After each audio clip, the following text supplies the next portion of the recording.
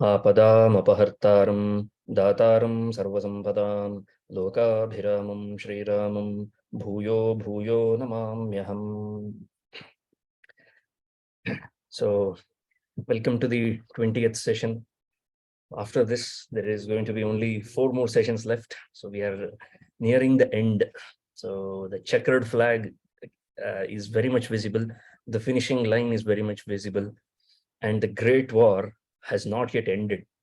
But you will realize today that it has simply entered, it has simply come into the spotlight on today's session. The title of the session reads quite dramatic, I must say. Asādhyasādhanam, doing the impossible, working the impossible, making the impossible happen, defeating the invincible. So that is the title. But let us rewind to a couple of weeks before, and we have not even seen Kumbhakarna enter into the foray. We have not even seen how Kumbhakarna fought, or what was the state of Vanaras when they faced Kumbhakarna. So this invincible thing is a tagline that is associated with Indrajit. No doubt that he was invincible. Hands down, he was a great warrior, no doubt about that. See, there are not many warriors who have made Rama and Lakshmana look like small boys, and who were able to like kind of inflict defeat on both Rama and Ravana twice. It doesn't happen usually, not every day. Indrajit did that. I mean, hats off to him, because he managed to do that. He was the kind of strength, the kind of skill set he had, the kind of powers he possessed. He was one of a kind. So his entire, as I keep mentioning, as I have kept mentioning it several times in the previous sessions, Ravana's entire power rested on Ravani, Indrajit. So Indrajit was his trump card. So before we approach the trump card, you don't send Indrajit to the battlefield again and again, until and unless you have some emergency. It's when you have wasted all your options, it's when you have lost all your options, you have nobody else left, that's when you send the likes of Indrajit.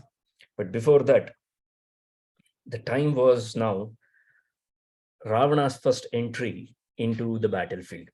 He has never stepped onto the battlefield so far, but after repeated defeats at the hands of untrained Vanaras led by a forester, according to Ravana. According to Ravana, Rama was simply a forester, Aranyaka Purushaha. He calls him as an Aranyaka, simply a forest dweller, and not proper training. He does not even consider him. It's like, inflicting that kind of shame and inferiority complex, and then mind games that usually business schools teach these days. They call it as marketing. That's all. Fancy word. Okay. How to demean other products of the same field, that belong to the same field, and highlight your product. That's exactly what Ravana. And so all IIMs, they must have gotten their inspiration from Ravana, I believe. So whatever it is, enough jokes about IIM today. So Ravana finally entered the battlefield, and he fought not one, but all the major warriors of Rama's army. He fought with Angada, he fought with Sugrīva, he fought with Hanūmān. There was a fantastic conversation that happened between Hanūmān and Ravana, where he says that, where he praises Hanūmān for having stood against him. He said, "Dhikar hai." And he said, I don't want your praises. What kind of praises do I want from you?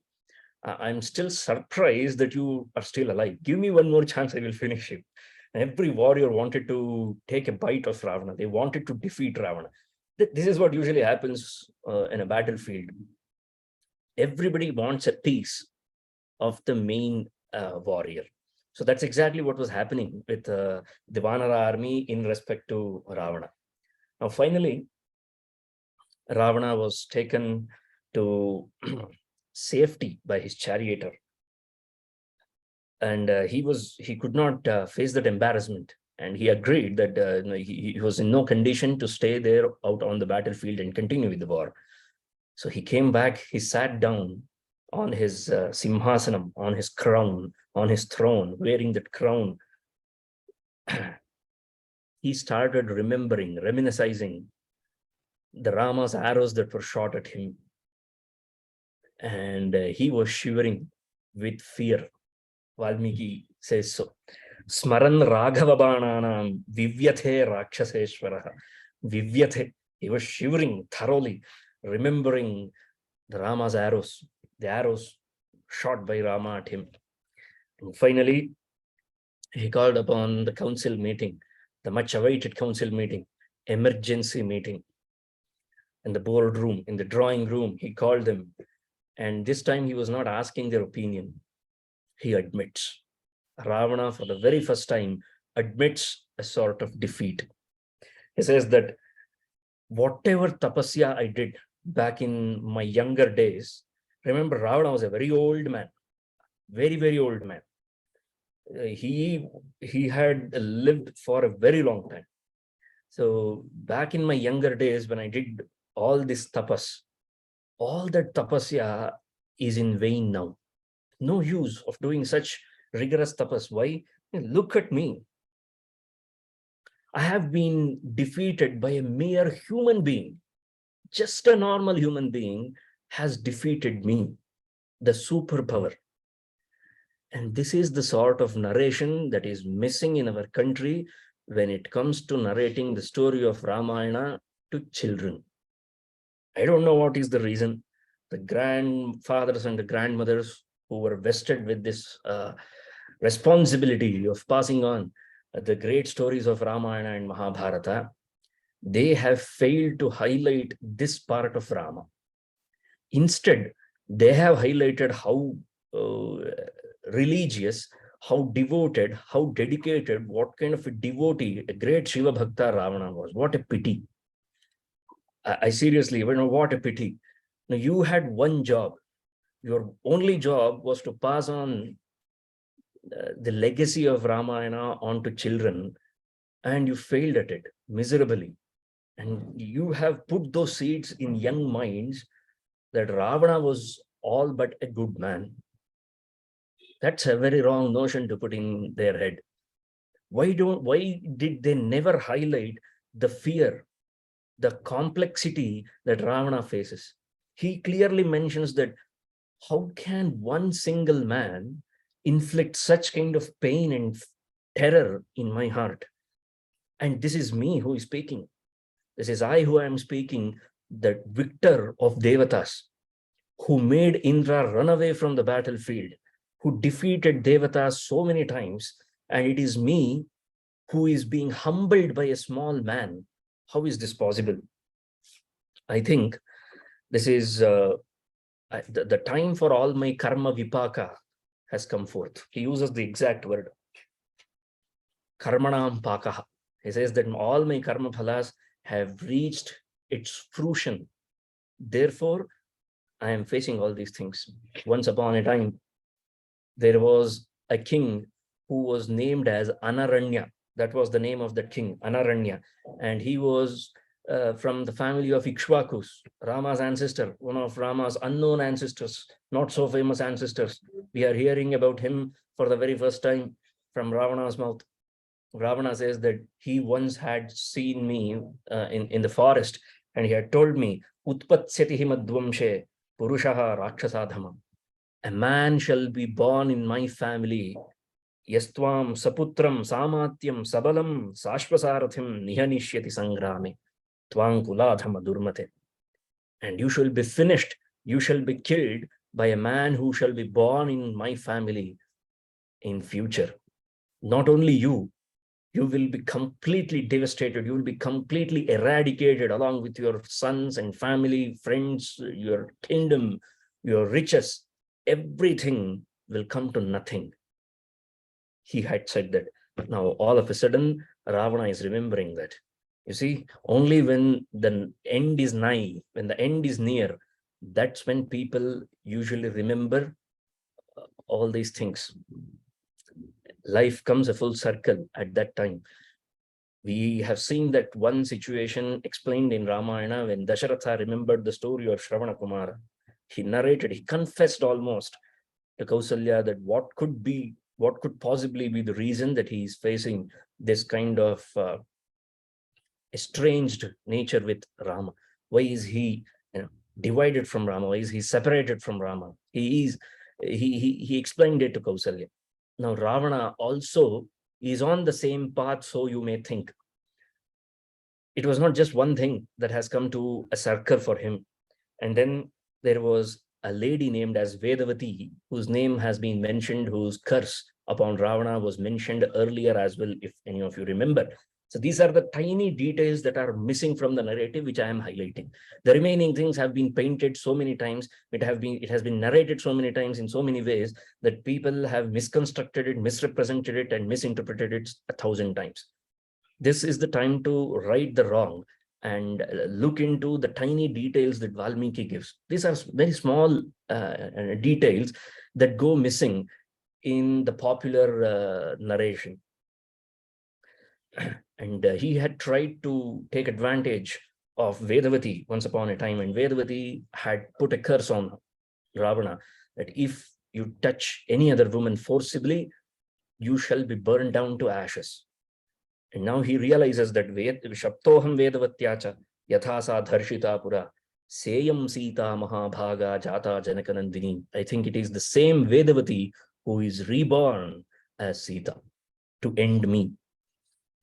Not only this, Parvati had put a curse on Ravana. Uma, not just Uma, Nandishwaraschapi. The list of the people who had cursed Ravana that he shall face death one day, it has come a full circle now.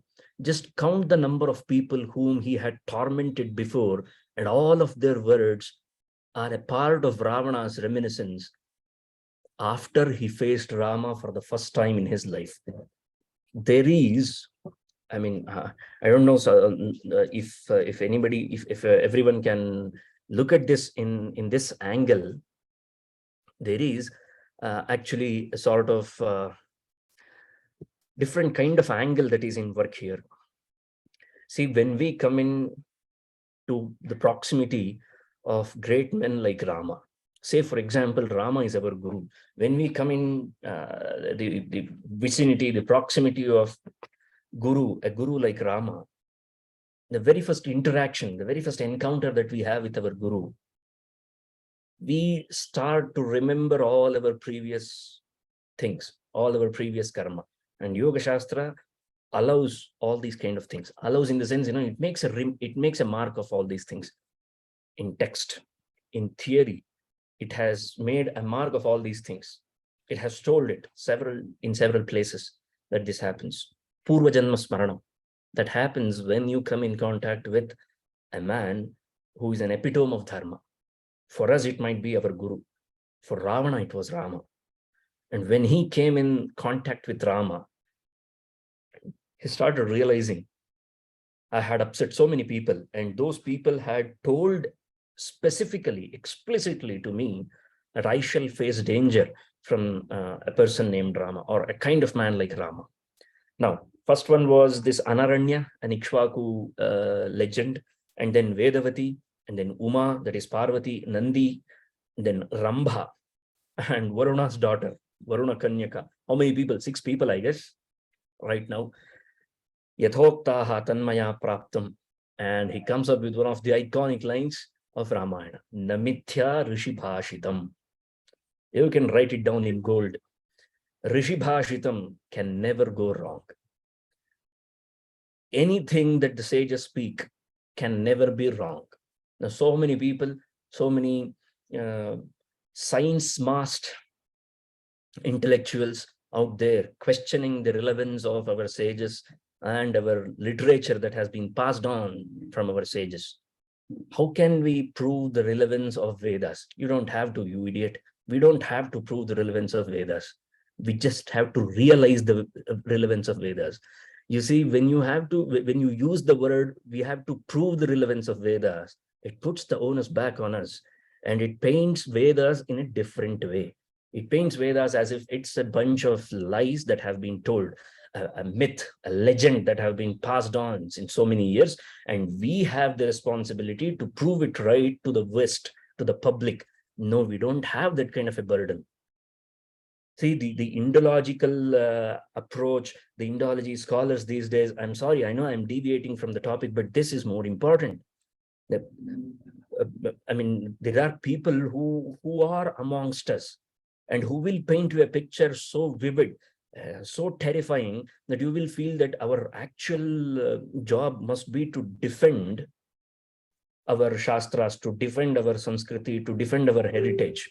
I'm not saying we should not defend. Our goal is not to defend the Sanskriti. Our goal is to preserve Sanskriti, because dharmo rakshati rakshitaha. Rakshito dharmo rakshati. All we need to do is maintain our natural order. Dharma, the definition of dharma is the natural order. Maintain your natural order. It shall protect you. It shall preserve you. It shall maintain you. And that's where our focus should be, since it is hard work, since it requires penance, since it requires to shut our mouths, close our eyes, and contemplate and meditate. This is why the so-called pseudo intellectuals, they do not prefer to walk this path. They only prefer to walk the path of barking. They simply talk, they simply speak a lot of things. That Vedas had this, Vedas had that. Yes, we know, but the ultimate purpose of Vedas was not this.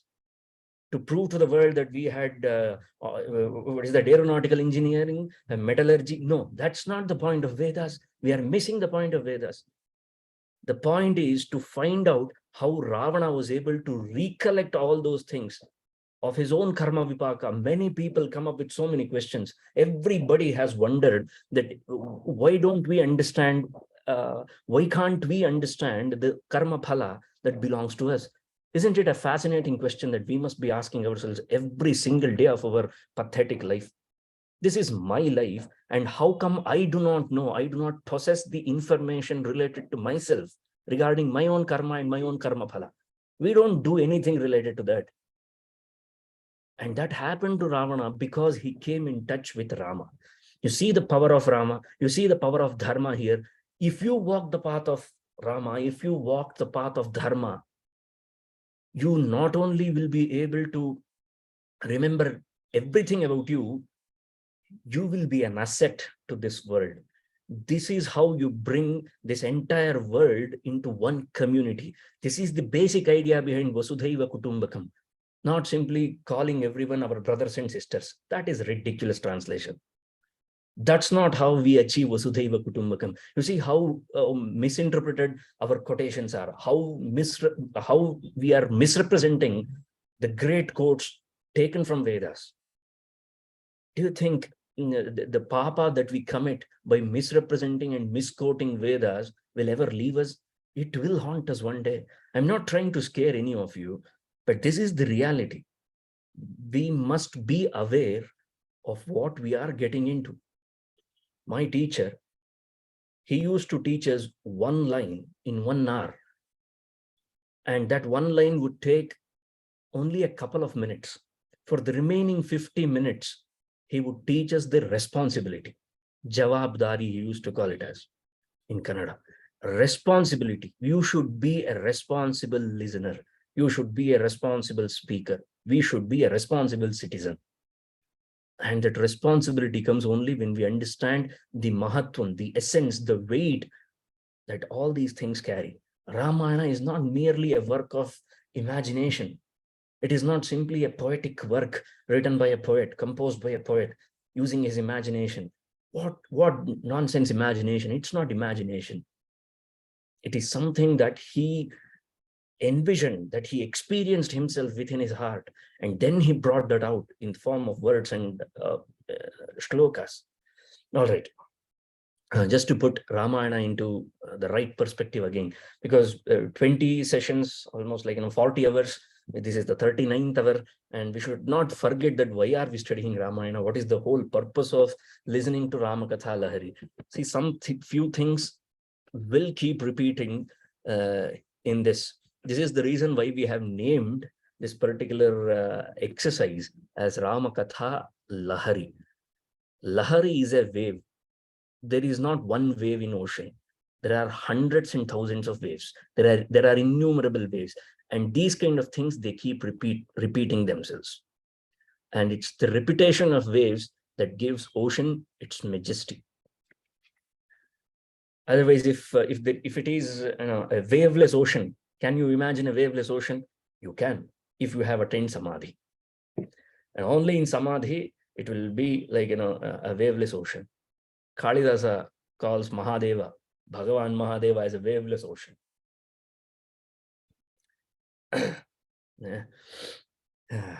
Apamivadharam ivamburashim. He says that Anuttarangam iva amburashim. Without any tarangas, without any laharis.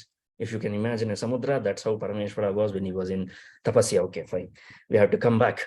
Yathoktastanmaya praptam namithya rishi bhashitam. Ravana says that the words of rishis shall never be a lie. So it has all come true. This is Rama. He is my end game. All right. And Sita is going to kill me. He is going to be my end. He understood that.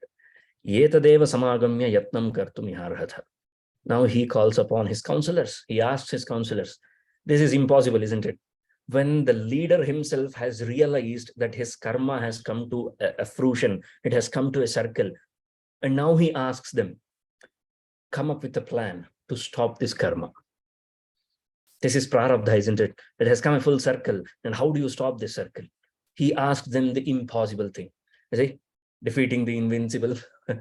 It was, this is a contrasting picture. Even Ravana tried to defeat the invincible, but he was not successful. But Rama tried and succeeded in defeating the invincible. Then he says that, fine. And still, we should not lose heart. This is not motivational. All right.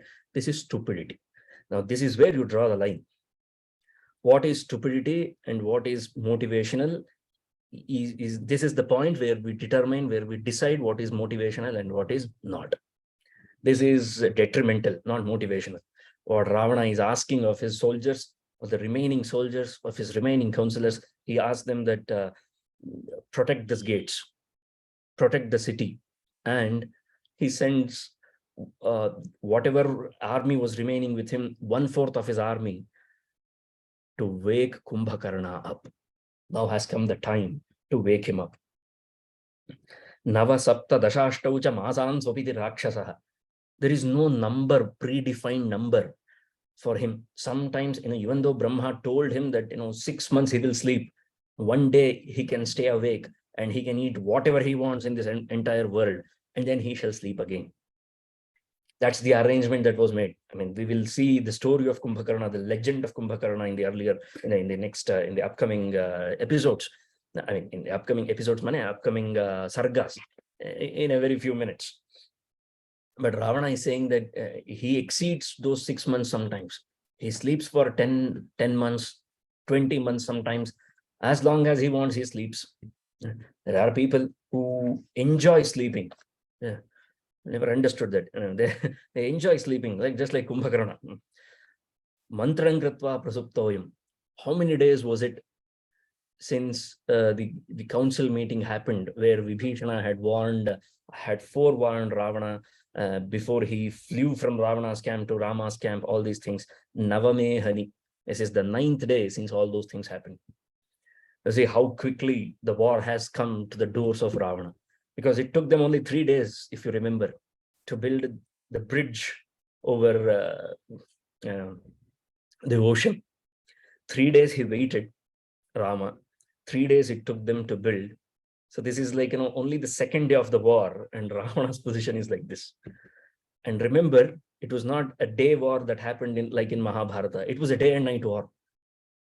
And who is to say that the greatest ever battle that has been fought in our country happened in the northern part of India, in Kurukshetra, and not in the southernmost part of this country? You see, the kind of domination these people have over us, the kind of narration that these people have told. Isn't this the greatest ever war that you have witnessed?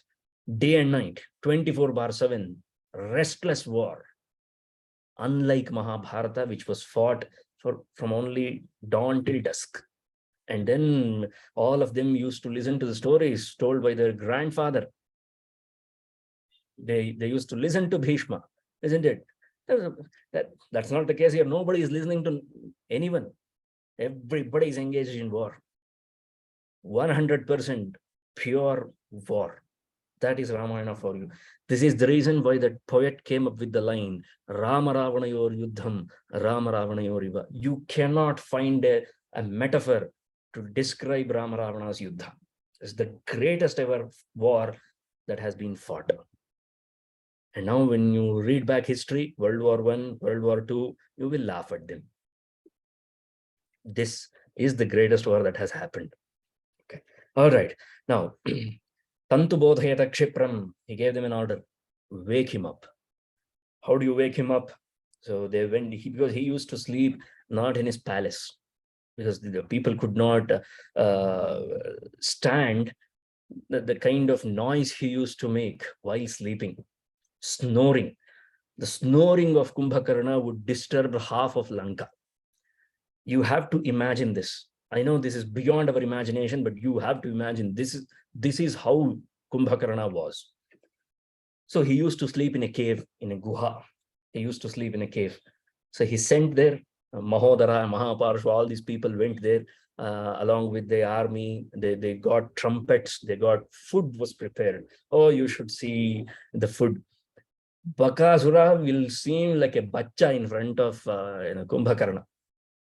I'm not joking at all. Not at all. I know I love my epic Ramayana. That doesn't mean that I have to demean Mahabharata every time. But you read the text and you do the comparison for yourself. You will find that Valmiki is far, far, far superior when he describes. He uses very less words. He's very precise. That's the difference. He is called as Vyasa. Vyasa is known as Vyasa because Vyasa means Vistara. Vyasa means abundance. So he was forced to do that. And all due respect to him, I absolutely adore Vyasa. I mean, I bow down to Vyasa. Nobody else like Vyasa. Vyasa Cheshtan Jagat Sarvam. I realize that. I know that. But Valmiki, with so little words, so few words, he manages to capture the idea, the imagination of a reader. That for me is the hallmark of a true great poet. Anyway, moving on. I think I'm taking a lot of detours today, but that's okay. You are used to it by now. 40 hours, you should know very well that very rarely he talks about Ramayana. The rest of the things is only flying a kite. And great.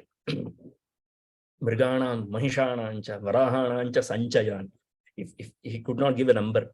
So there were innumerable herds of animals and bulls and varahas, pork and all kind, beef, pork, etc., etc. You name them. Everything was prepared for him. And Chakra Nairata Shardula, Rashi Mannasya Chadbhudam. They prepared a heap of rice for him. And then what to drink? Not wine. Great men don't drink wine. They drink blood. Okay. All those alcoholic people, they were like, oh my God, this fellow is saying that great men don't drink wine. They must drink whiskey, rum. No, they drink blood. And if you are truly a son of Kumbhakarna, if you truly belong to the family of Kumbhakarna, then drink blood. Because he says that Shonita Kumbhamscha, they carried tons and tons, liters of blood to wake him up. That was the food, because he immediately needs food after he wakes up. And then they started making noise, small noise. They started with small noise. They thought that it's only been 8 days, only been 9 days. So how deep sleep could he be in? So they started trying. Nothing happened. Then they took their weapons. Remember this is the kind of warrior that we are talking about. He is a Jita Jagta Insan. He is a man. He is living. He is walking. He's like, walking death. In order to wake him up, they used their weapons and they beat him. They used their gadas and shulas and trishulas just to wake him up. That is the kind of Kumbhakarna that we are picturizing. And no asar at all. Nothing happened to Kumbhakarna. Okay, fine. Then these people were running out of ideas because Ravana was restless. And then you have to wake him up. Every time the report used to go back to Ravana and said, no, try something else. Wake him up at any cost. And then they took some cavalry from the army, some elephants, thousands of elephants, thousands of horses, and they sent those elephants and horses on Kumbhakarna. They made them walk. They hurt those animals deliberately so that they can run on Kumbhakarna, and yet Kumbhakarna did not wake up. Now you must be getting, when you compare somebody with Kumbhakarna, what a huge mistake you are committing.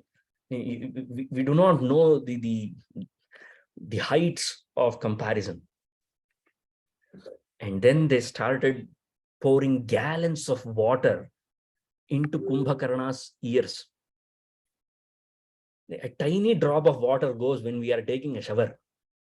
We run like headless chicken. And then we sleep for 10 hours and people call us Kumbhakarna. This Kumbhakarna, gallons of water were poured into Kumbhakarna's ears. Nothing happened. And then they started beating the drums. They started making noise that Lanka started to shiver, quake. Now the army, the Vanara army, they were alarmed. They were like, what is happening? This does not fall under that. What are those tectonic plates? This country, this place geographically does not fall under the tectonic plates, shifting of tectonic. What is happening? Earthquake is happening because of the sound that was created. And finally, Kumbhakarna yawned. He did not even open his eyes. He yawned. He turned. And the moment he turned, they presented him with the food that they had brought. The first thing that came to his mind is, Nahyalpakarane suptam bodhaishyati madrisham tadakhyatharthadatvena matprabodhana karanam. See, if it was not for a big reason, for a major crisis, Ravana would never wake me up in the middle of my sleep. Tell me what has befallen on our city, on our beloved city. So there was Yupaksha, there was so many other ministers were there. So they told him that this is the case. And you remember that one monkey had come here when you were asleep back then, and it had run havoc in our city. Now an army of them is here, led by one man, Rāma, and they have been killing us mercilessly. We are clueless now. Oh, is this the case? Then tell Ravana that he shall see his brother directly after he brings the heads of Rama and Lakshmana and puts them on his feet. Kumbhakarna, he was awake now. He just wanted to get into the battlefield, get onto the battlefield and get on with the work. And the ministers stopped him. They said that, no, Ravana wishes to see you first. Okay. So if my brother has summoned me, then I must respect him. So they took him, they brought him a mountain out of the cave. They brought a mountain-like looking human being out of the cave, and he walked. This is for the first time that the entire Vanara army were watching Kumbhakarna. And Kumbhakarna was not even aggressively coming at them. He was not even attacking. He was simply walking in his own kingdom from his cave to meet his brother. Half of Vanara's army lost their heart then and there. With their mouths wide open, they were looking at Kumbhakarna. They were figuring out, what is this? What is this creature? And he walked to Ravana's place. Now, not just Vanaras, forget about Vanaras. Rama asked this question to Vibhishana. He calls upon Vibhishana and he says that, Achakshva sumahan koso rakshova idivasuraha, who is this? And Rama says, Namaya evam vidham bhutam drishtapurvam kadachana. I have never seen such a creature in my entire life. What is this? He was not asking, who is this? See the question that all in neutral gender, Napumsakalingam. What is this creature? Is the question asked by Rama to Vibhishana. And then Vibhishano Mahaprajna, he begins narrating the story of Kumbhakarna, backstory of Kumbhakarna. He says that Asya Pramana Sadrusho Rakshasonyo na vidyate. There is no other Rakshasa who can match Kumbhakarna in terms of size, in terms of quantum, maybe we can use that word, I don't know. And his weapon was Shula, Shulapani, Virupaksham. His eyes were red. And Kumbhakaranam Mahabalam. And you remember his name, Kumbhakaranam. His ears looked like a gigantic kumbha, gigantic pot like ears. That's why he was called as Kumbhakarna. Okay. So, and when he was a small boy, immediately as he was born, as soon as he was born, Balena Jatamatrena Kshudhartena, he was very hungry. So he started eating people. Anybody, anything that was moving, he used to eat them. Kumbhakarna. Just imagine that. What a terror it could be. And so at this time, Indra thought that this becomes my responsibility. I am the guardian angel. Okay, I am the avenger. See, the kind of avengers. Avengers are like gods. Indra thought that he is Captain America. And he thought that he is Captain Amaravati. Amaravati is the capital city of Devatas, isn't it? Captain Amaravati. Even we had one superhero like that. And he decided that I should take this task upon myself and I shall stop this young kid, not even kid, a baby, who is eating people. So he took his Vajrayudham, so the strongest weapon that he has ever wielded, Indra. He took that. He hit that at a baby, at a newborn baby, Kumbhakarna. Nothing happened to Kumbhakarna. Nah. That Kumbhakarna, he did not even flinch. He was hit by Vajrayudha. Vajrayudha was capable enough to shatter down a mountain, and it could do no harm to Kumbhakarna. Did you know what Kumbhakarna did in response? He went up to Indra and he broke the teeth of Airavata. That's why Airavata has a broken teeth. Airavata was his beloved vehicle, Indra's beloved vehicle, the elephant, the grandest elephant. And he broke one of its tusks. He took that and he pierced into Indra, Kumbhakarna. That was Kumbhakarna's strength. Tatah kruddho mahendrasya Kumbhakarno mahavalaha nishkrishya Airavata dantam jaghanorasi vasavam. And everybody were like, this is the end. They started running towards Pitamaha, Loka Pitamaha, Brahma. What have you created? This is your creation only, no? No, your son has created him. Pulastya must have created somebody. They all went and pleaded to Brahma. Brahma had not seen, he's like, Padmapatra Mivambhasa. He simply sets the cycle of creation into motion. He turns it on and he meditates. The world will take care of itself. That's why he has Prajapatis in work. He doesn't do much work. Brahma needs to meditate. Okay. So now when the Devatas went with an appeal, what have you created? What have you done? Look at him. He's finishing the world. As you know, this world that you have created, it will be over. It will be finished if you allow him to go like this. Okay. So finally, Brahma opens his eyes, wakes up from his yoga nidra, and gazes upon Kumbhakarna. He says that Dhruvam Loka Vinashaya Paulastyanasi Nirmitaha. Oh my God, Paulastya has created you for the end of this world. Tasmat, therefore, I am making, see, when it comes to Srishti, all these Prajapatis are like high courts. And Brahma, Loka Pitamaha Brahma is like Supreme Court. He can reverse the order anytime. Anything can be done by him. So he says that I am issuing an addendum. Okay, I am issuing a memorandum. What is that? Adya Prabhrati, Mritakalpa Shaishyase, finished.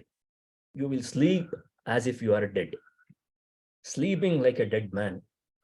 That was the curse put upon Kumbhakarna by Brahma. Now Ravana got worried. He went to Tata, like he was his grandfather, So he went, I understand that you have the power, but he is your grandson. Don't you see that he is family? Yes, he is family. Don't forget that. So he says to Brahma, he tells Brahma that he is your family. And how can you put a curse upon him like this? Okay, fine, I understand. You have spoken, therefore your word shall come true. No doubt about that. But you have to give some possibility should be there for him to wake up. What if he sleeps forever? That's not any use to me. Okay, Sītāpaharanam, therefore, Swayambhu, Brahma, made an arrangement. The arrangement is Sītāpaharanam Shanmasam. He shall sleep for 6 months. Ekahan Jagarishyati. He will wake up for 1 day. Eke Nanha. And in 1 day, whatever he could eat, let him eat. And then he shall sleep again. He could wake up he could stay awake for only 1 day. That's the deal. Agreed. So Ravana agreed, and that's the story, backstory of Kumbhakarna. Now Vibhishana says that because Ravana is scared of you, see how good Vibhishana is, how well Vibhishana has understood Ravana. Vatparakrama bhitascha raja samprati Ravanaha Kumbhakaranam abodhayati. He has woken him up because he is scared of you. Because Ravana is scared of you, he has woken. Sorry. Yes. He has woken you up. Not you, woken Kumbhakarna. Sorry, I got disturbed with the noise in the background. Fine. Now, what should we do?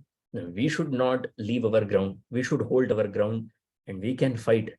And let me rearrange, bring back all the soldiers, all the Vanaras, and put them in the right place. Okay. Even Rama issued an adesha, and he said that everyone to stand their ground, not to run away. We can fight this. We can win this.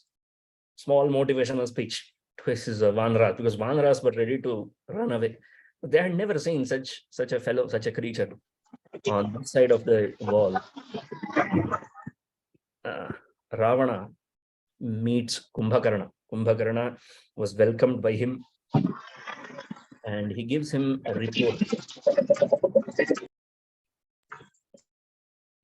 Okay. Ravana gives Kumbhakarna a report, and the report is that this is the current status of the war. And we have lost so many great warriors. And Vanaranam Kshayam Yuddhe na pashyami kathanchana. I do not see a way to get past these Vanaras. It's not like I have a precedent set before. Nachapi Vanara Yuddhe Jitapurva Kadachana. Vanaras have never been defeated on the battlefield ever at all. So I don't know how to deal with them. I cannot strategize against them. See, when you do not know your enemy, you cannot strategize. So that was the case with Ravana. So you don't have to sympathize with him. He needs to come up with a plan. He could have come up with a better plan. Okay, I'm not being biased here. I'm being brutally honest. That's all. Okay. No, but he's coming up with an excuse. His failure is his responsibility. He should have planned it better. And that has been exposed, that shall be exposed by Kumbhakarna himself, his own brother. Now, Kumbhakarna starts speaking. He says that he who regrets after committing something is the biggest fool. You should think twice before you commit yourself to any task. You did not ask us. And as far as I believe, or I can recall and remember, you were told, you were guided by Vibhishana, isn't it? You did not listen to him. Bhukto, now you suffer. And then he gives a detailed description of Rajaniti. It's wonderful read. Rajaniti coming out of Kumbhakarna to his brother Ravana. At the end of it, Bhrukutin Chaiva Sanchakre, Now Ravana made his eyebrows like this. This is called as Bhrakuti. And he made like this. He was very angry at Kumbhakarna. Day, I woke you up not to give me a lecture, not to give me a discourse. You are called for a task. Will you or will you not help your brother? Answer in one word, yes or no. Okay. If you are not willing to help, then go back to sleep. I don't want you. If you are here, if you are awakened, then you shall work for me. Will you or will you not fight for me? Gatantu nanu shochanti. Whatever is happened is happened. Gatantu gatamevahi. It's water under the bridge. We do not have to worry about that. Okay. Now, yadi khalvasti me sneho. If you truly love me, the emotional blackmailing of Kumbhakarna. If you truly love me, if you truly consider me as your elder brother, you will help me. And he is a true friend who helps us when we are completely down. He is a true family when he shall not leave your side when you are down. So what will you do? The choice is yours. All of a sudden, Kumbhakarna's Rajaniti flies away. See, this is like, Shukabhashitam. My teacher used to say this. Shukabhashitam, Gili Patha in Kannada. Okay. Parrots, they speak whatever is taught to you. They do not mean it. They can speak some great Shastra Vakyas. For example, in Mandana Mishra's house, even the parrots used to do Shastrartha. That's how they describe it. What is the use of it? Nothing.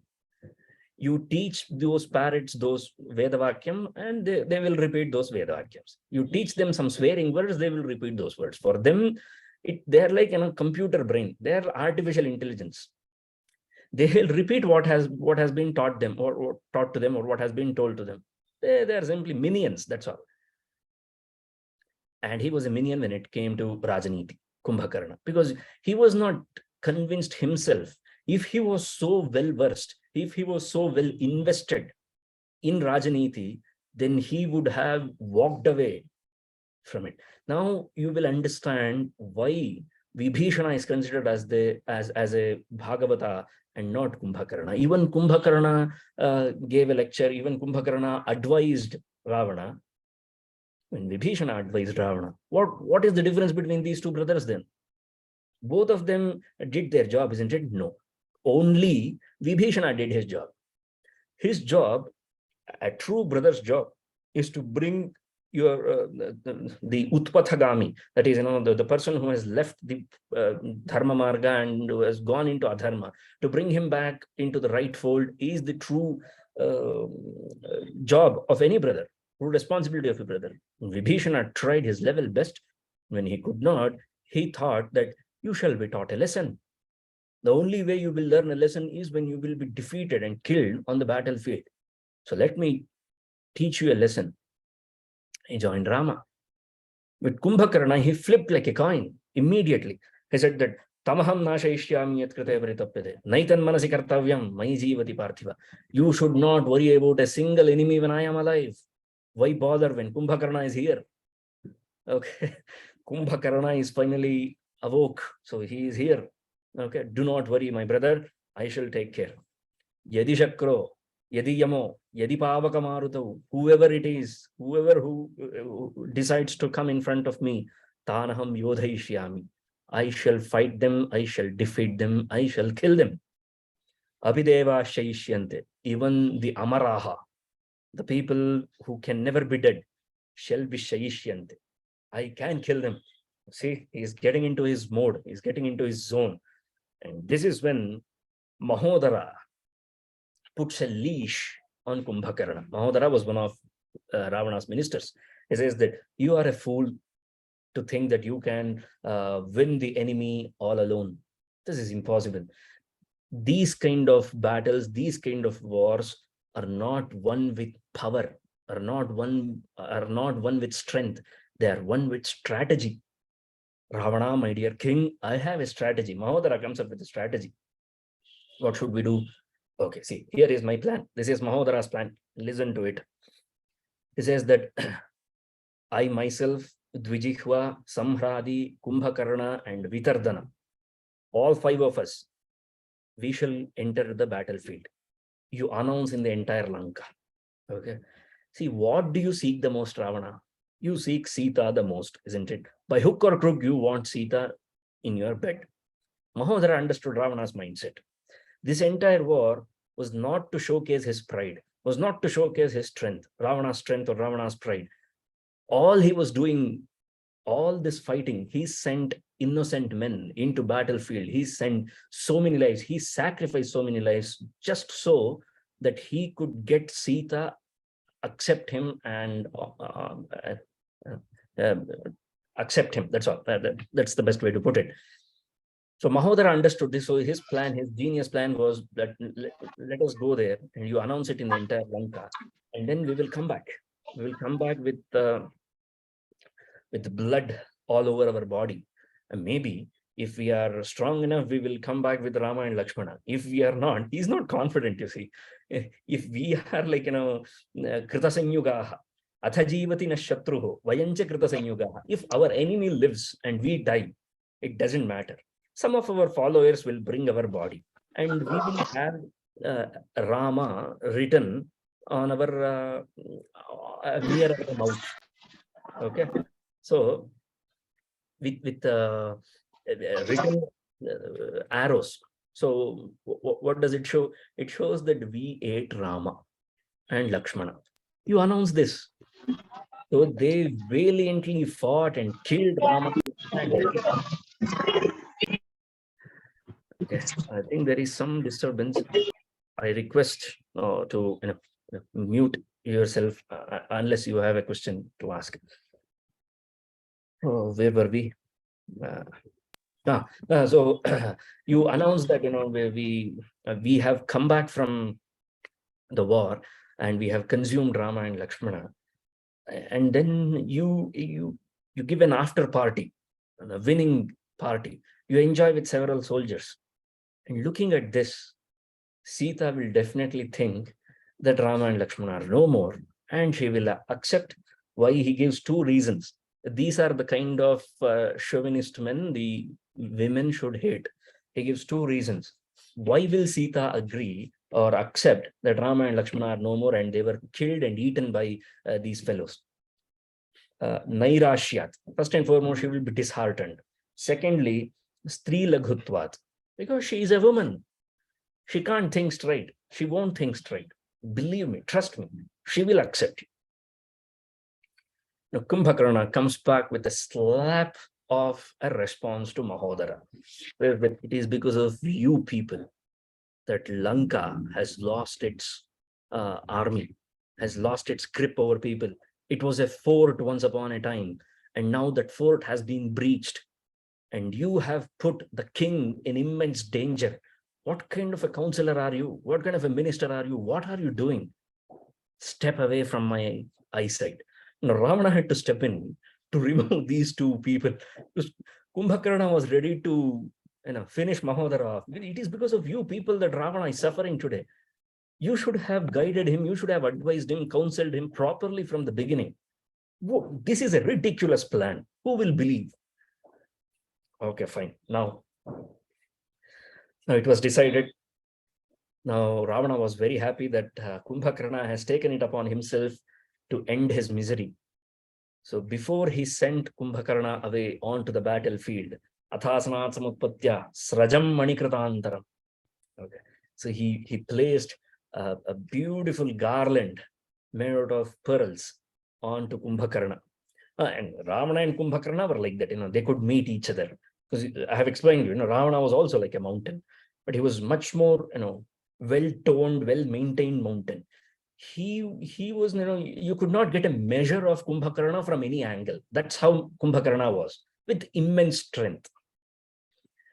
Right. So Abhavandha Mahateja Kumbhakarnasya Ravana. So he himself tied that garland, that necklace upon Kumbhakarna and sent him away to the battlefield.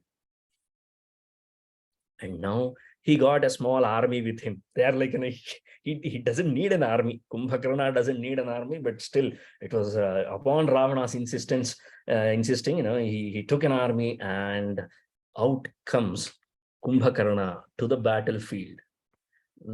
Now, the true test of a great leader.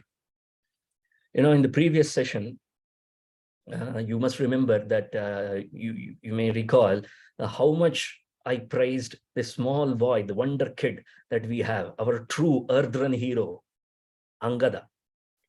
Now, immediately when Kumbhakarna entered the battlefield, Rama had told Vanaras, Vibhishana had told Vanaras, they were the ones. Vibhishana and Jambavan were in the middle, if you remember the formation. They held together the entire Vanara army. Nothing worked. Nothing works. When the storm hits, it hits. That's all. You can sandbag the walls and windows, but when the storm hits, it hits. Just like that, when Kumbhakarna stepped onto the battlefield, the Vanaras were scattered. They were running away. Not just the normal foot soldiers, even the great warriors were running away. Steps in Angada. Tato tanstu vipradrutam drishtva Rajaputro Angado Bravit. What a great leader Angada is. Nobody asked him to do this. You must remember this. Nobody asked Angada to do this. This responsibility falls upon Sugrīva. He is the commander-in-chief of the army. It's the commander's job to ensure that every soldier is fighting for the right cause. But a true leader will emerge in these kind of situations. And Angada emerged in this situation. And who were running away? For your fact, for your information, FYI, Nala, Neela, Gavaksha, Kumuda, Mahabala. These were the kind of warriors that were running away from the battlefield. Remember the names. And who brought them back into the fold? None other than Angada, a true leader. He not only leads from the front, he brings together the people who can fight. And he says that Nalam Yuddhaya Vairaksho Mahatiyam Vibhishika. He calls Kumbhakarna as, this is not a human being. Think of it as a mirage. We are fighting an imagination. This is just an imaginative creation that you have in your mind. We can fight this. Vikramad Vidhamishyamaha. We must believe in our strength and we will come over him. Okay. Nivartadhvam plavangamaha. Come back. Okay. Finally, they thought that if Angada is saying, it must make some sense, because he is a great warrior. He's well respected amongst people. So they all came. They took anything that they can, trees, trunks, and the top parts of mountains and hills. They plucked hills out of places and they started throwing at Kumbhakarna. Nothing happened. It's not even like, it's like a mosquito just, just going like this for Kumbhakarna. Nothing was happening to him. And then he started eating them. Can you believe it? Mindlessly, Kumbhakarna started eating Vanaras. At this, when they saw this scene, the Vanaras ran away. For the second time, they ran away. They said, and again, Angada tried to bring them back. What will people think of you? You remember Krishna telling this to Arjuna? Don't run away from the battle. Yadyadacharati shresthaha. The same idea. Angada tries to Dara hyupahasishyanti. Savai ghata sujivatam. Even if you live, even if you survive after running away from this battlefield, your women, your children will laugh at you. Do you think it is a life for you? An ex-serviceman laughed at by children and women because you ran away from the battlefield. Do you want that kind of a tagline for the rest of your life? Stand and fight. And kya hi ho jayega? If we stand and fight, what is the worst thing that could happen to us? We could be dead. So let us be dead. This is for a great cause. It doesn't matter. Let us be dead. And if we are dead, then we will get to Brahmaloka. Why? Because we fought valiantly. But if you turn your back and if you go away, that is akirti for the rest of your life. So you don't want that. And then he gives another example. Then he says that, see, Rama has not set his eyes on Kumbhakarna. So we just have to hold the fort until Rama looks at Kumbhakarna. The moment Rama looks at Kumbhakarna, Kumbhakarna is finished, Kumbhakarna is gone. Remember that. We just have to hold, dear soldiers, until that moment.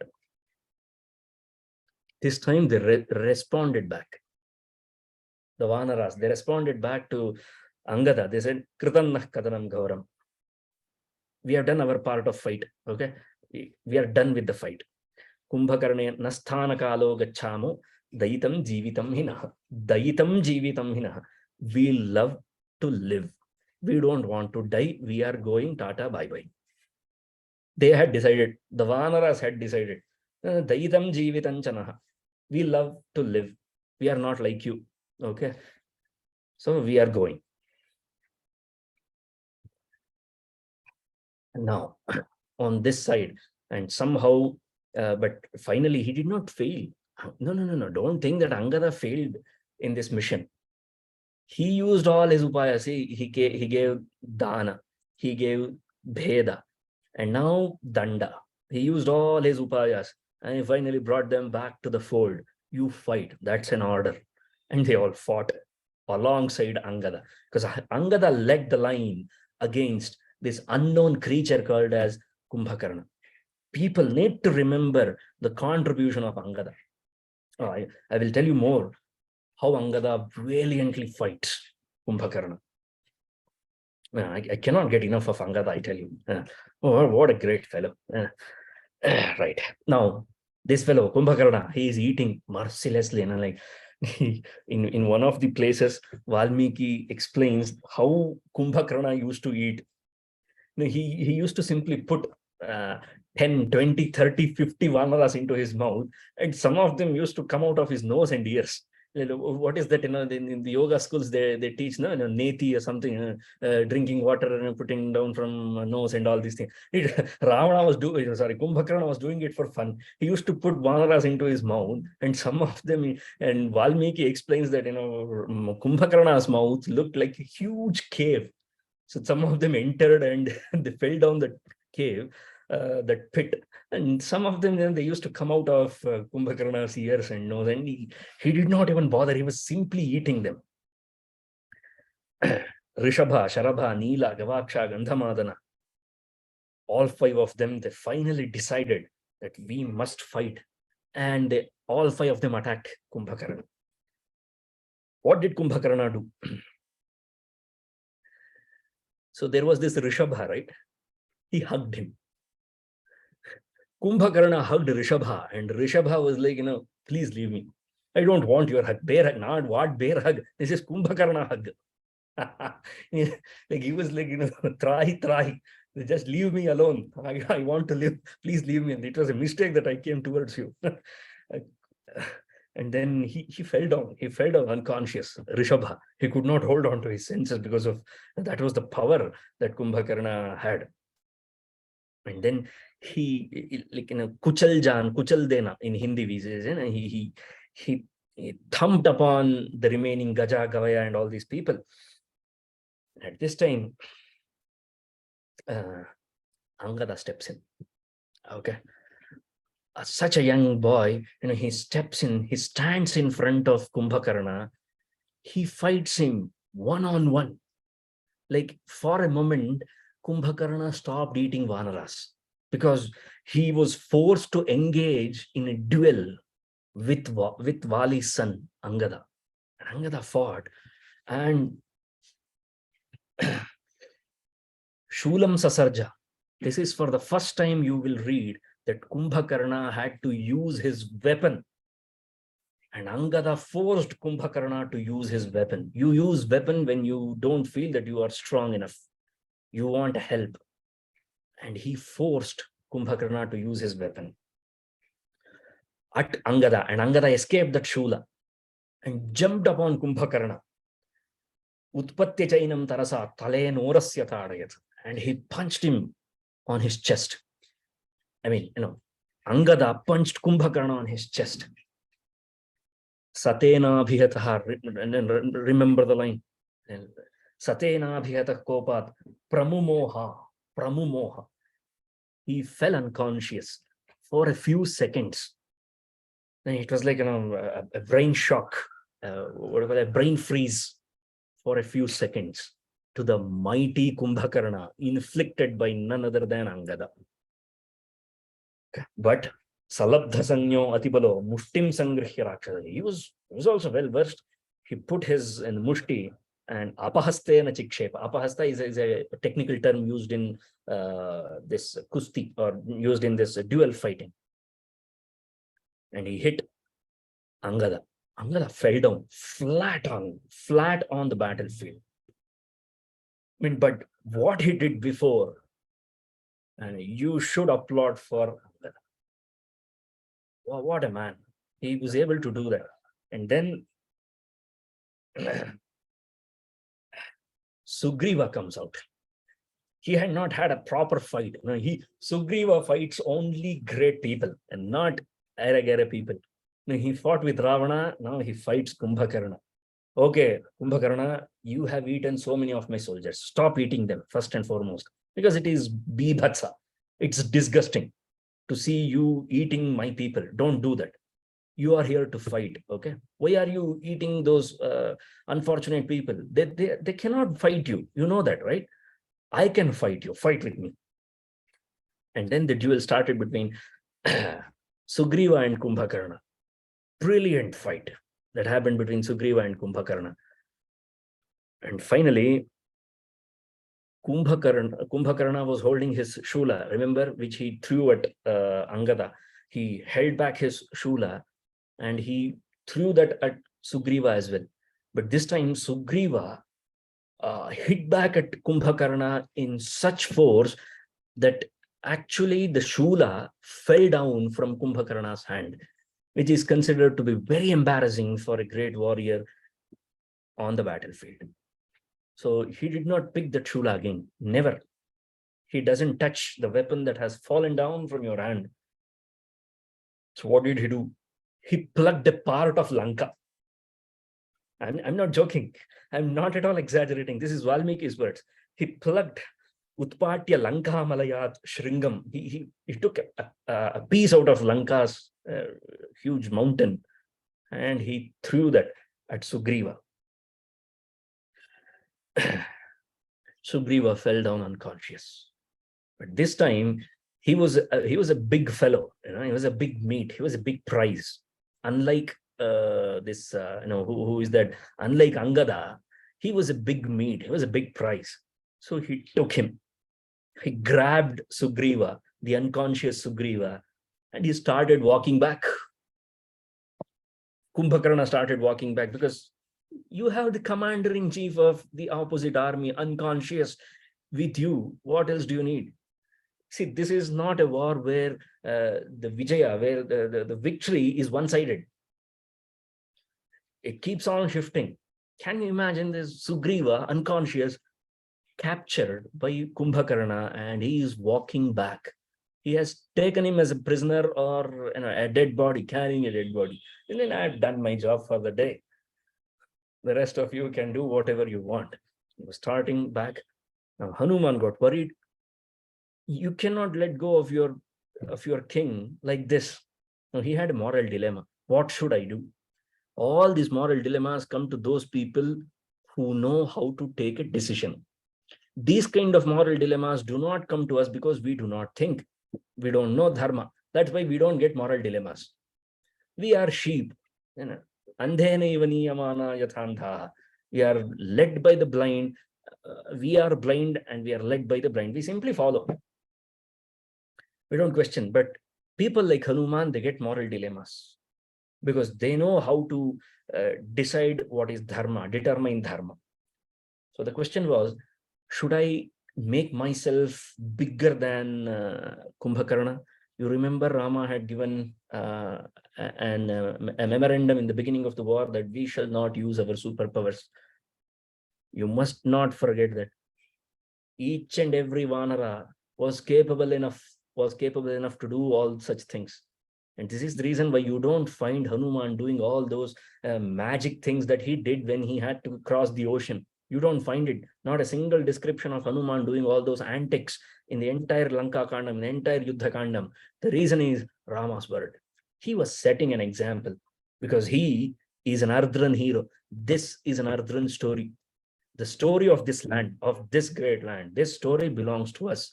This is our legacy. This is our history, not 1857. This is our history. Okay. 1857 is like that small mark in the rich history of our country. A small mark, somewhere negligible mark. Our history is this. We must not forget that this is a land that was walked by the likes of Rāma. Okay, so now he had to decide. So if I make myself bigger and fight Kumbhakarna and bring Sugrīva back, what will happen? Sugrīva might think, he might feel very small. It would be embarrassment for him. He is a king. And what if I saved the king? It would be very embarrassing. I don't want to do that. If I don't do anything, how can I live with myself? Or maybe Sugrīva is so powerful that he just needs a couple of minutes to regain his consciousness. And I'm very sure that is called as core strength, gut strength. Gym, these days, gym instructors will tell you, oh, gut strength, that strength, this strength, and this is core strength, to regain your consciousness even when you are hit down. So Hanūmān decides that I shall do nothing. I shall wait and hope and look forward that Sugrīva will gain consciousness, and he will fight back. Because if I do, it will be apayashaha. It will be apakirti to Sugrīva. But as they were looking, as they were seeing, Kumbhakarna was taking Sugrīva back to Lanka. Now, what happened here is, because when they saw that it is Kumbhakarna who is carrying Sugrīva, unconscious Sugrīva, they all thought that this calls for celebration, and they started throwing flowers and paneer and everything on him. And all of a sudden, the Lanka environment, the cool breeze of Lanka, awakened Sugrīva. He looked around. Sugrīva took a gaze of Lanka. He thought that, oh, I am inside Lanka for the second time. First time, he was right in the balcony of Ravana. Now, this time I'm inside Lanka. What should I do? Evangrihitena kathannu nama shakyam maya sampratikartum. What should I do? I should do something that will make that will etch my name forever in the history books. Sugrīva, and he fought only 2 or 3 battles, I tell you. The first one is legendary. How impulsively he shook that the mountain called Ravana.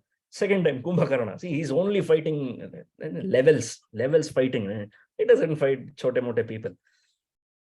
Tatha karishyami yatha harinam bhavishyati ishtancha hitancha karyam. I should bring back that enthusiasm in my army. So what will I do?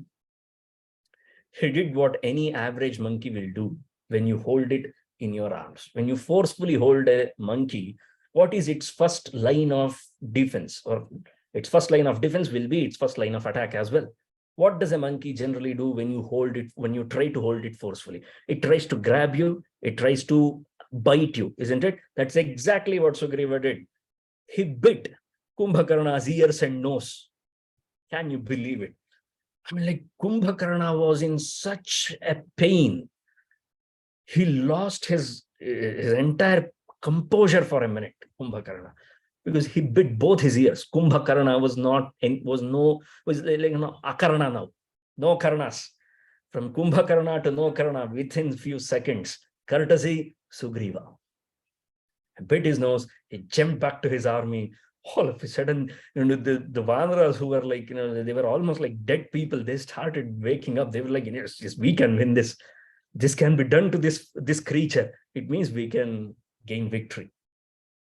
Karanana asavihinast. No, but it made him more worse. Kumbhakarna became mindless. He started fighting. Then Chakhada Rakshamsi Harin Pishachan Rikshanscha Moha Yudhi Kumbhakarna. Until now, he was only eating Vanaras. He had decided, this is my food, this is I must protect. That's how his programming language was. Okay. Now his programming language is messed up. He started eating everything and everybody. Even some Gridha was flying. He simply used to capture it and eat it. He became mad. Kumbhakarna. He started eating his own people, Rakshasas, Vanaras, anything that moved. Kumbhakarna started eating. Do you know who pointed this out? Lakshmana points this out. He shows this to Rama. See, he has lost it. He has completely lost it. He doesn't differentiate between his people and our people. He's simply eating. This is the right time to strike. Loha jab garam hai, tabhi hathoda maar dena chahiye. So that's the kind of thing that Lakshmana did.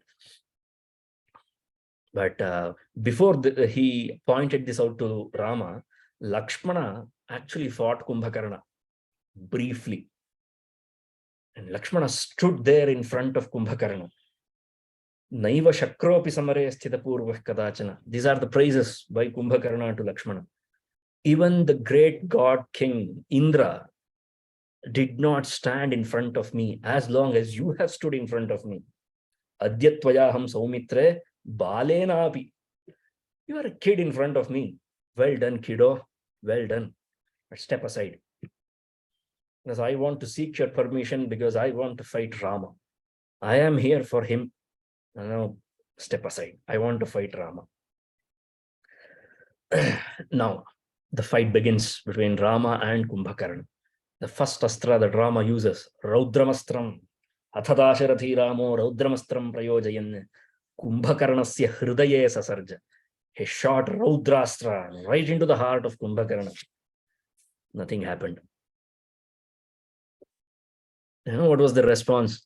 If you want to listen to the conversation that happened between Kumbhakarna and Kumbhakarna and Rama at this situation, Kumbhakarna recognizes that this is Rama. It is because of you that my brother is worried. It is because of you that my people have died. And it is because of you that I have become like this. What did you think? Do you think Kumbhakarno Mahateja Raghavam Vakyam Abravit? He speaks, Kumbhakarna talks to Rama. Naham Viradha. You remember Viradha? Whose shoulders were cut by Rama and Lakshmana. Naham Viradha. Vigneyo. Na Kabandha. I am not Kabandha. Na Kharaha. Kharo nacha.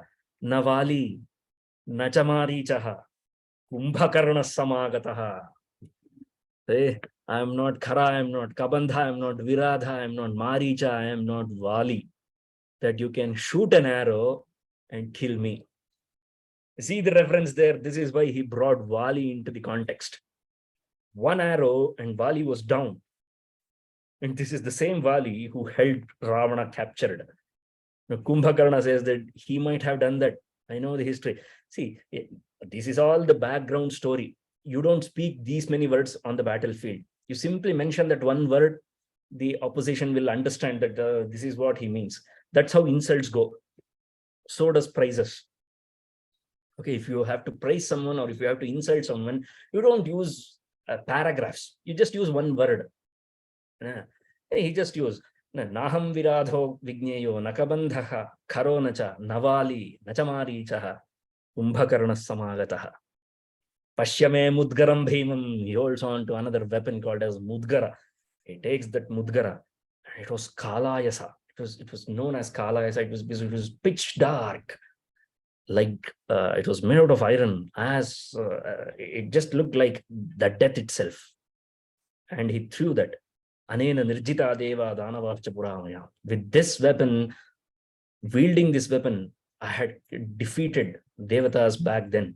And I shall throw this at you, and I will capture you. And Rama did not flinch. It did not do anything to him. And then it began. The duel began. Aindrastra, Ardhachandra. So many astras were hit. And then finally, Surya Marichikalpam, Brahmadandantaka, Kalakalpam, Aindrastram. So he used that Aindrastra finally. And even that was not possible. And finally, he took one astra, Rama, and he shot at Kumbhakarna's head. Chakartarakshodhipate shirastada yathaiva vrutrasya pura purandara. Like how Indra had beheaded Vritrasura back in those days. Likewise, Kumbhakarna was beheaded by Rāma. What a great end to Kumbhakarna. Now you will see a different picture of Ravana. The news went to Ravana. He started mourning. But the moment his sons, Kumbhakarna's sons, heard that Kumbhakarna is dead, Kumbhakarna was killed by Rāma, they started that we will finish Rāma, etc., that we will see later. But we have to see how Ravana grieved for Kumbhakarna.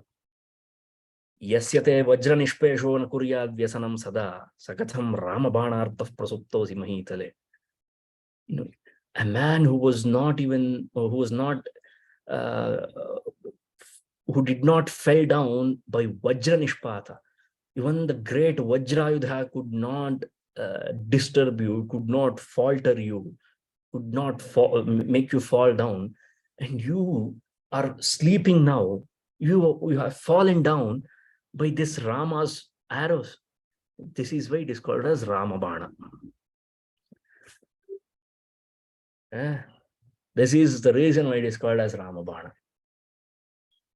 And then he says the exact same words that Rama said when Lakshmana fell unconscious. You remember that? Kim no rajyena govinda. Like an Arjuna says, Ravana also says the same words. This is the reason why Krishna told Arjuna that prajnavadanscha bhashase. You speak like scholarly men, just like how Ravana speaks here. See, rajyena nasti me karyam. Kinkarishyami sitaya. Seriously, bro. Rajyena kim karyam. Now, what will I do with my kingdom? What will I do with Sita? Kumbhakarna vihenasya jivitaya nasti me matihi. I do not want to live without Kumbhakarna. These are the words of Ravana. I am not at all joking. Okay. Yadyaham bhratrahantaram nahanmi yudhiraghavam. If I do not kill my brother's killer Rama on the battlefield. You see, he keeps shifting from this line to that line very quickly. Nanume maranam shreya. Immediately he says that, should I not be dead by now? What will I do without Kumbhakarna? Adyaiva tangamishami. I shall go to that place where my brother was beheaded and I shall take my revenge. Nahi bhratran samutsrajya kshanam jivitum utsahe. Immediately he says that I cannot live even for a single second without my brother. So many contradictions in 6 lines that Ravana speaks. And then he cries aloud. Ravana cries only twice. Only twice Ravana cried. Once when Kumbhakarna fell down, another time when the mighty Indrajit falls down. In no other circumstances did Ravana shed a tear. Even when his other sons were dead, even when Akshakumara was dead, he did not care for it. Bacche hain, marte rehte hain. But when Kumbhakarna died, he was moved. And when Indrajit died, he was almost over. It's like, this is my end. That does not show that Ravana was a loving brother and a loving father. Don't come to these kind of nonsensical conclusions, okay? He was not a great father. He was not a great brother. Just because he shed a few tears for his dead brother and his dead son, he had hundreds of sons. If he was true, then he should have shed a tear for each and every one of those sons. We can't you see that? As a father, will you do that? If your second son dies, if your third son dies, you will not shed a tear. But if your first son dies, you will cry a river. Will you call that being sympathetic? Will you call that being tolerant? What will you call that? If you are sympathizing with Ravana on these basis, on these lines, it shows that you are being sympathetic with such a pathetic fellow. That's the conclusion. That's the only conclusion. Ravana was a beloved brother. He loved his brother. So no, he did not. Where was this love when he abandoned Vibhishana? When he defeated Kubera? When he abused Kumbhakarna? When he awakened Kumbhakarna because for his own selfish motives? And people forget all these things. They simply say that Ravana loved his... No, he did not. Okay. There is there is a question, but didn't Daśaratha also have a special soft spot for Rama? But you never see him making such claims that if Lakshmana goes away, you could have said that to Kaikeyi, throughout that Ayodhya Kanda, you read it 100 times, you come back and you tell me, you show me where Daśaratha made a devil's deal with Kaikeyi. You could have made a devil's deal with Kaikeyi. Instead of Rama, I shall send Shatrughna. Nobody cares for Shatrughna. Instead of Rama, I shall send Lakshmana to forest. He could have made that deal, isn't it? If he had a special spot for Rama. He loved Rama more than anyone. That's true. It doesn't mean that he did not love or value the other 3 sons that he had. And in spite of knowing the fact that it is Kaikeyi who asked for that, and Sumitra was taken for granted for all her life. Let us assume it was not that way, but still, if we assume that she was taken for granted by Daśaratha, her sons were taken for granted by Daśaratha, he could have made this devil's deal with Kaikeyi, saying that instead of Rama, I shall send Lakshmana and Shatrughna to forest. He did not even order Lakshmana to go to forest. We must not forget that. Never ever did Daśaratha ask Lakshmana to leave for forest with Rama. He was not even ready to send Lakshmana with Rama when Viśvāmitra came asking, because he loved his sons. We can't possibly be comparing what Ravana did or how he behaved with his sons with that of how Daśaratha behaved with his sons. I hope the point is clear, or do we have to make it more clearer? Okay. All right. It's very easy to get swayed away with these kind of emotions, because these are very rudimentary emotions that we all go through. When our brother dies for us, it's very easy for us to be emotional and speak like this. Anyway, now Ravana's sons, Kumbhakarna's son, Devantaka, Narantaka, Trishira, Atikaya, they all wanted to fight, so they all started. And Narantaka, he was the son of Kumbhakarna, first son of Kumbhakarna. No prizes for guessing who killed him. It was Angada. And very quickly we will move on to the next segment of our story, because these people are useless for us. If you are interested, you can read them in the original text. Hanūmān killed Devantaka and Trishiras, and Nila killed Mahodara, and Rishabha killed Mahaparshva, and Atikaya was killed by Lakshmana. And then finally, the time has arrived for Ravana to send his trump card, Indrajit. So Asādhyasādhana begins now, 8:34. That's okay. Have I ever kept true to the title? I have never, and I don't mind. And the point is, it should be narrated to your heart, not for the sake of narration. Okay, it should be dealt in such a way, it should be given in such a way that next time when you narrate this story, or at least you think of narrating this story to the next generation, you will think twice, you will think 100 times on how to narrate, which rendition of Ramayana should be narrated, which version of Ramayana should be approached. And if I have done, if I have all these hours, all these human hours, if these hours enable you to at least think once, if these kind of questions pop up in your mind at least once before you start narrating the story to the next generation, I would have done my job properly. That is the prayojanam, that is the ultimate prayojanam of these 48 hours of labor. I would like to believe so. Anyway, oh boy, I am tired today. Maybe because of narrating the Kumbhakarna story. Indrajit steps in, and what he does is he starts fighting them. He finally fights them for a couple of minutes. I mean, for a couple of hours, he engages with them, and then he puts his army, his special army there, and he leaves immediately. he goes to Nikumbhila and he starts worshipping the fire. Juhuve Pavakam Tatra Rakshasendra Pratapavan. And he got plenty of gifts bestowed upon him by the god fire, by the fire god. He got all those weapons and arsenal and everything. He picked them and he got a chariot gifted by the fire god, and he came and he became true to his name, Invincible.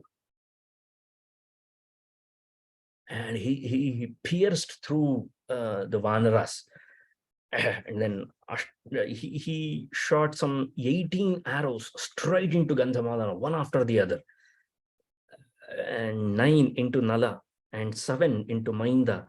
Gaja was hit with 5 and Jambavan was hit with 10 arrows. That old man, that old poor fellow, 10 arrows right into him, put forth by Indrajit.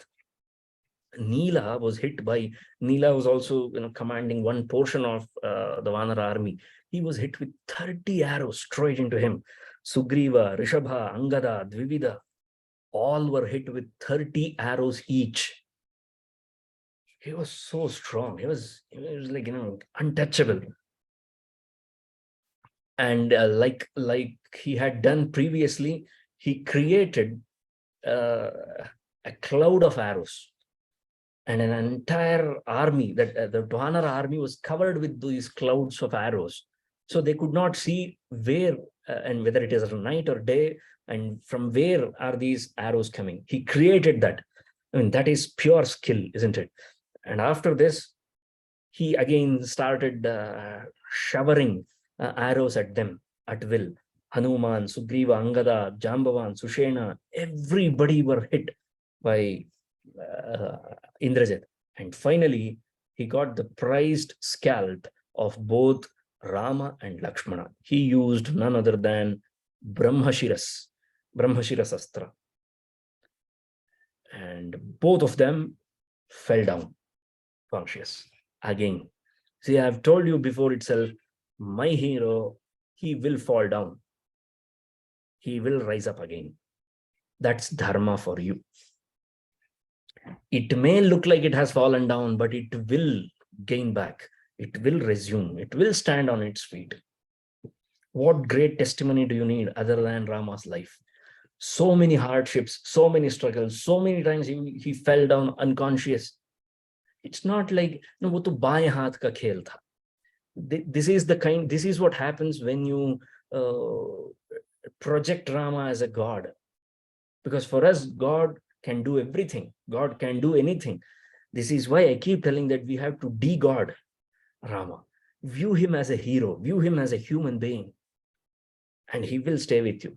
And when you use that line, when you utter that shloka, Tvameva mata cha pita tvameva, tvameva bandhuscha sakha tvameva, tvameva vidya dravinam tvameva, tvameva sarvam mama deva deva. That's when you will be able to connect with Rama. Because you can see him flesh and bones, just like how we are. He was like that. He fell down, but he comes up again.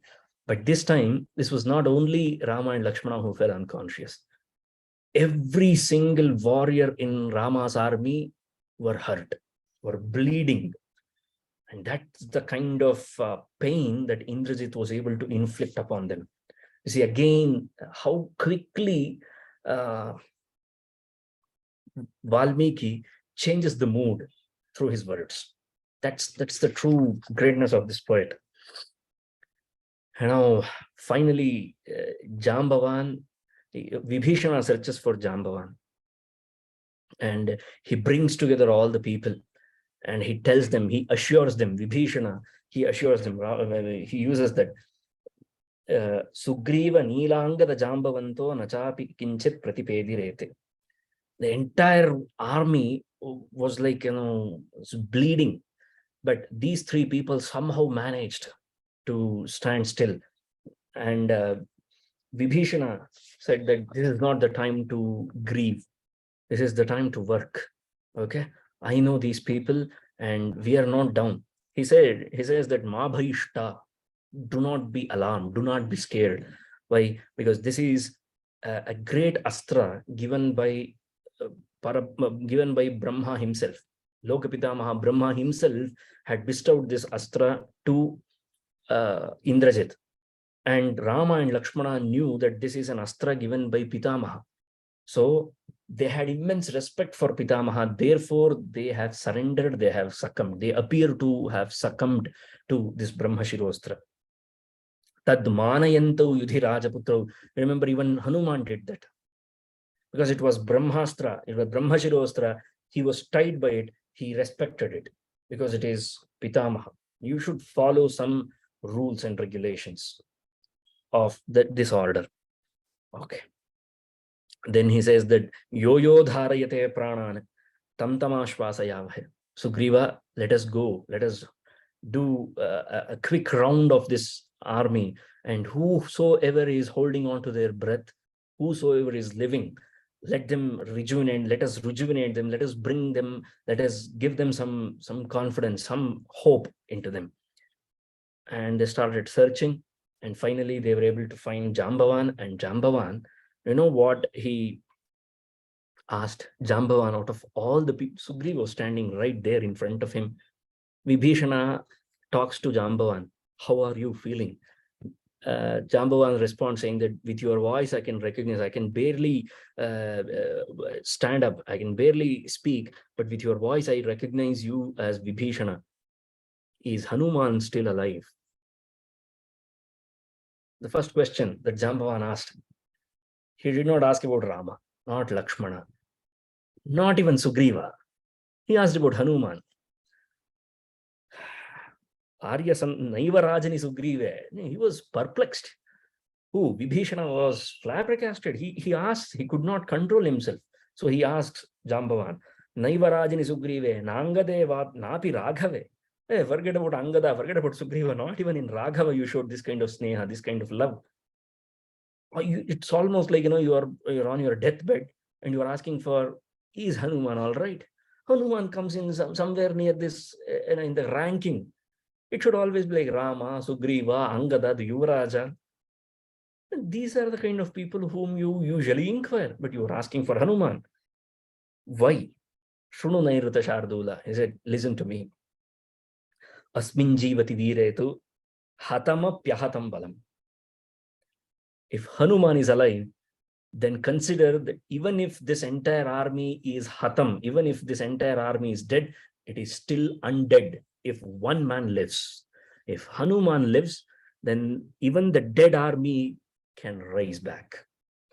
Hanumat yujhita prane. If Hanūmān leaves, I mean, if he leaves this body, if Hanūmān is dead, jivanto apimritavayam, even if you have 100 akshavinis, it matters for nothing. That's the kind of confidence your mentor should have in you. So in life, ensure that you find a mentor like Jambavan. Jambavan mentored Hanūmān. He was the one who showed that confidence in Hanūmān when everyone was saying that I can cross these many yojanas, these many yojanas. He pushed Hanūmān to do great things. So in life, in order to do great things in life, you need a mentor like Jambavan who could push you, who believes in you, who has so much of faith in you. Okay. So Dharate Marutistata Maruta Pratimodi Viśvāmitra Samovirye Jīvitāshātato bhavet. So finally, he calls upon Hanūmān. Hanūmān comes in front of Jambavan and asks, tell me, what should I do? I said that there is a Parvata, there is a mountain called Sanjeevini. It is in the highest parts of Himalayas. You have to go there immediately. And you have to take the Akashamargam, Gatva Paramamadhvanam, Upari Sagaram. Okay, you cannot go by this land. He could have said Upari once. Why did he use the word Upari twice? That's because even after you cross the ocean, because you cannot, he could have used the same bridge that they had built, isn't it? So that's why you have to fly, not walk. And that is once Upari Sagaram. Another Upari is even after you cross the ocean, do not walk, fly till Himalayas. find that Sanjeevani, bring these medicinal plants. He had given the description of the medicinal plants. Hanūmān immediately went. Namaskritva samudraya marutir bhima vikramaha raghavarthaya parankarma samihata parantapaha. See, if you do any great work once, in typical Kannada, you will be called as Kolte. Ek din ka sultan. Anybody can do that. It was his great day, so that's why he did that. One fine day, Hanūmān crossed the ocean. Okay, no. He did it twice. He did it thrice. And he could have done it 1,000,000 times. And in order to show that it was not fluke, whatever thing that Hanūmān did previously was not fluke. See, onwards and backwards. So that is twice he had done that. Valmiki was not happy with that. He wanted to ensure that people must never forget what Hanūmān is. Therefore, he shows it again. Hanūmān flies. He goes to Himalayas. He sees fire's place, and Vaishravanalaya, Vanyalaya, Vaishravanalaya is Kubera's palace, and Surya's palace, Brahmalaya, Shankara Karmuka. So many great things to see in Himalayas. And don't you feel that Uttaram Yat Samudrasya, Himadresh Chaiva Dakshinam, Varshantad Bharatam Nama, Bharati Yatra Santatihi. This is the kind of Bharatiyata, Bharata, that we must be proud of every single day of our life. जो 15th August को किया जाता है ना, वो अलग है. That is political. I'm not saying that you should not join hands or anything, because I will get in plenty of trouble if I say all those things. My India did not begin with these struggles. My India did not begin in 16th century. My India did not begin when the historians called that Vedic age, ancient India, medieval India, modern. No. My India does not begin there. My Bharata is as old as Himalayas, is as deep as the Samudras. That's the kind of feeling we need to have about this great country. Now, how lucky are we to have taken birth as human beings right in the middle of Himalayas and Samudras. If this is not safety, if this is not a privilege, if this is not a gift bestowed upon us, I don't know what else is a great gift. We should be very proud. And we get to hear the story of Rāma. We get to know that these great men have walked the path. And we are breathing the same air that these people once breathed. We are walking the same land that these great people once walked. We are walking the same path once Rāma walked. Can you imagine that next time when you go to Hampi, it's not just the ruins of Vijayanagara Empire that should be reminded to you. I'm sorry to say this. That's the place where Rāma and Sugrīva's friendship was legitimized. How come we never remember that? Why cannot that give us that motivation that this is the place where Rāma and Sugrīva met? This great land has given such a brilliant friendship. The forged friendship between Rāma and Sugrīva, they established dharma once again. See the contribution. And this country joins hands together, the north and the south, when they join hands together, dharma shall regain its foot. That should be our vision. Okay, fine.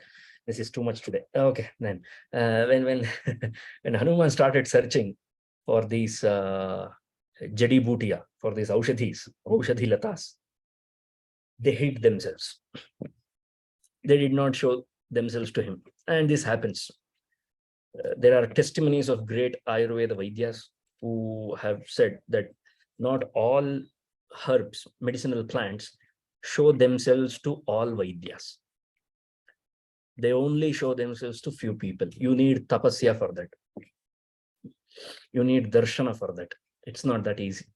So what Hanūmān did was remarkable. He thought that I should not waste a single moment. He asked for medicinal plants. He brought a mountain. He plucked a mountain and he flew with the mountain back to Lanka, back to the battlefield. He did not, Jambavan did not even have to make medicines out of it. The power of Himalayas, I tell you.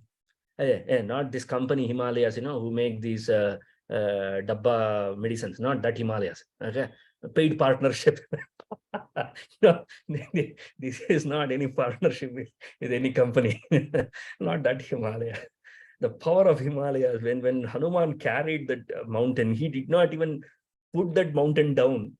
Just the breeze that crossed across that mountain, that was sufficient to wake both Rama and Lakshmana up. The entire army stood up back again on their feet. The power of Indian medicine, I tell you. No other medicine can do this kind of a wonder. Tang gandhamaghraya mahoshadhina. See the words Valmiki uses. Kevalam gandhamaghraya. They did not even have to consume it.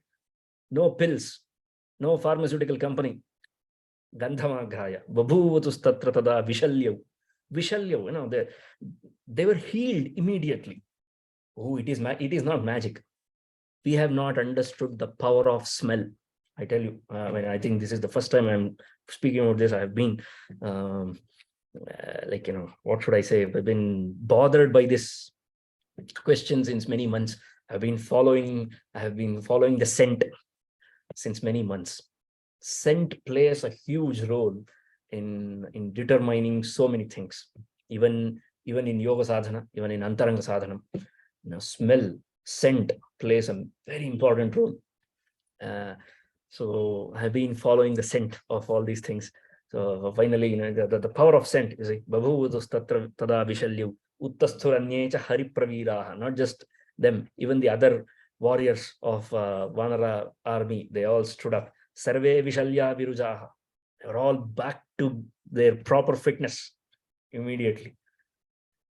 I mean, Valmiki, when he had envisioned this, when he experienced this in heart, sometimes I wonder what would be his heart rate if we had the ECG machine attached to Valmiki when he saw everything in his heart.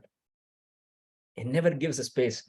It never gives you any moment to take one small breath. This entire Yuddha Kanda, and it was a non-stop Yuddha. As I told you, 24/7, this Yuddha happened. And nowhere in the world happened this kind of a war with this much of magnitude, Remarkable. That's our history. Okay. The next thing that the Vanaras did was what Hanūmān once did to Lanka. They burned down Lanka. You see, there are so many ways of doing a siege or executing a siege.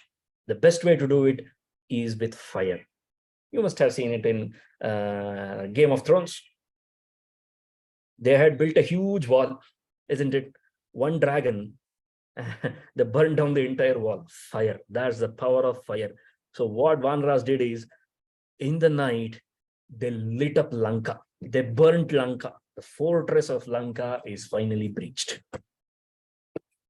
And then it was a humongous battle between Vanaras and the Rakshasas. Now comes Angada. Angada fights Kampana and Prajanga. Vivida and Mainda, they fight Yupaksha. And Sugrīva fights Kumbha. And all these people were involved in that fight. And Hanūmān finally kills Nikumbha. And Sugrīva kills Kumbha. Shonitaksha was killed by Dvivida. And Mainda killed Yupaksha. Angada killed Kampana and Prajanga.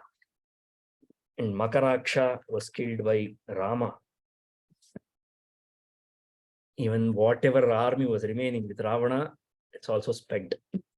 And it's simply like a betting person. Ravana simply used to bet on all these people and they used to fail. But I'm saying all these stories in such swift way because I want to focus on these important people. Kumbhakarna, Ravana, Indrajit. These are the people who mattered the most. Finally, Indrajit steps in. And what happens afterwards? is we will see in the, I guess, in the next session. I guess we still have 4 minutes, so you can ask some questions if you have any. I know it is not true to the title, Asādhyasādhana, defeating the invincible, but for Vanaras, Kumbhakarna seemed invincible. For a commoner, Kumbhakarna seemed invincible. Can you even imagine a person like Kumbhakarna coming at you, eating people madly, crazily? How will you fight? The leadership of Angada, how he held together the army, the fight that Sugrīva gave, remarkable, remarkable. Okay, if there are any more questions, not more. If there are any questions, you may ask them. Oh, what happens to natural order if monkeys pluck mountains and trees? They, earlier they used to be the mountains. They had immense power to grow back, but they knew how to pluck mountains and reinstate them again, not disturb them. They are called as Achala. Mountains are called as Achala. Just imagine the strength that the Vanaras had, that even the Achala, the immovable things, they were able to move it, pluck it, throw it, fight with it. Strength.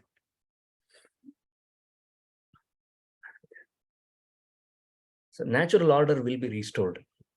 If it is dharma, if you are doing all this for dharma, then natural order will be restored. Rest assured. Okay.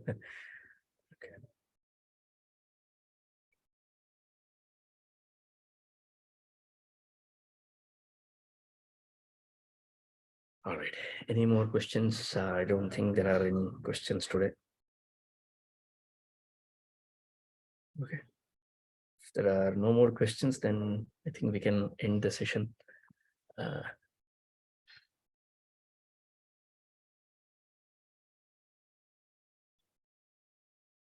Are there any questions? Okay, no. Okay, fine. So, thank you. So 4 more classes to go. 4 more means 8 hours to go, and we still have plenty of things to cover. At least Uttarakanda, the important parts of Uttarakanda needs to be discussed. And we shall not rush into it. The main story needs to be told in a proper way. So we still have Rama Ravana Yuddha to cover. Indrajit is still alive, so that will take, I feel that it is injustice to cover these 2 stories. I was supposed to cover Indrajit Vadha today only, but I feel it's kind of an injustice to the great poet Valmiki if you cover 2 of these episodes in one session.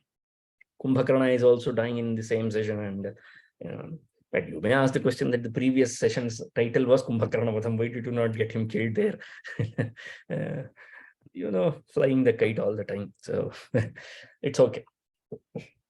So we still have Indrajit Vadham, Rama Ravana Yuddha, some important highlights, junctions of Ramayana still to come.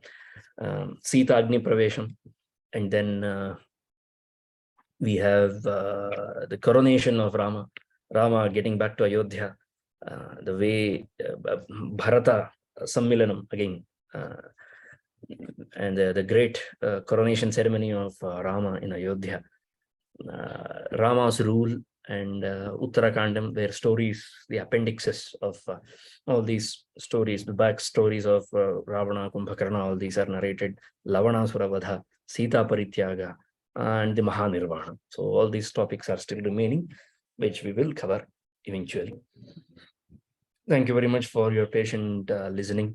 I see you all in the next month. Thank you so much. Namaste. Namaste. Thank you, sir. Namaste.